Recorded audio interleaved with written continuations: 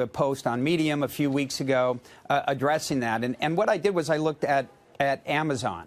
And, I really believe that crypto, and when I say crypto, I mean the blockchain, cryptocurrency, smart contracts, and decentralization, that this is the biggest thing to happen in mankind. And it doesn't mean that we don't get ahead of ourselves, but if you take a look at the chart for Amazon, from 97 to 99, it was up 70x. From 90, if you stretch that out 2 more years, it's violent up and then down 95%.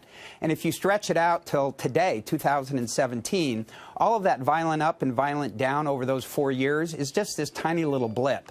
And I think that's where we are today with regards to Bitcoin and the entire cryptocurrency market. But if you call it, you don't have to hate Bitcoin to think it's overvalued, do you? I mean, I know it's kind of like you either love it and it's worth infinity, or you hate it and it's a bubble. That's kind of how, unfortunately, sort of people post it.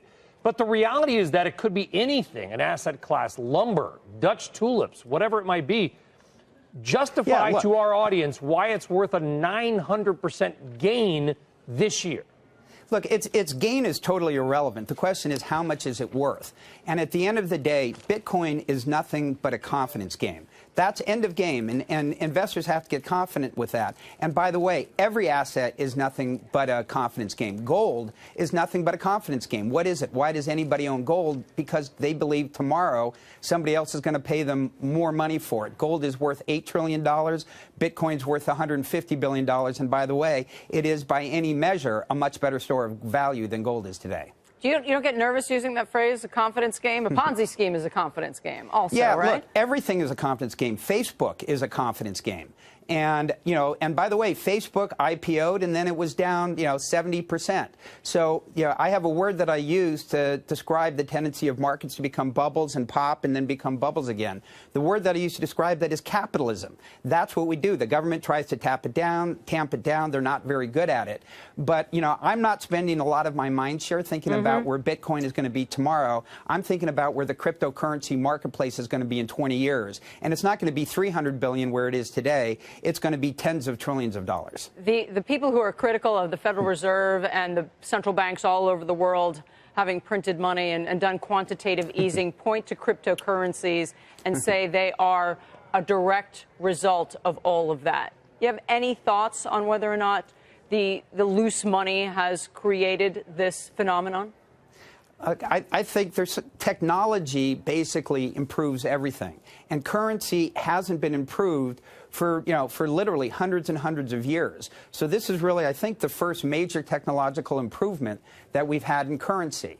And by the way, people, when they say currency now, they're thinking of currency in the same way they thought of currency for the last hundreds of years. This is something completely new. You put a smart contract on top of a blockchain currency, and you can now have that currency be anything. I have no doubt in a few years I'm going to have the Lou Kerner coin, and I'm going to decide, my coin's going to automatically leave a 22% tip every time I go in a restaurant, unless I really like or don't like it. When I go into a gas station, it won't allow me to buy gas unless every gas station I go to, everybody in their blockchain is for climate change, right? Well, that's what currency is going to become.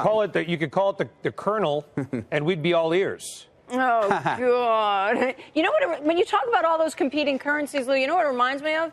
It reminds me after the French Revolution when there was all that horrendous inflation and there were competing currencies throughout the country, depending on who controlled the printing press, who had a stronger bank, and therefore people believed in more.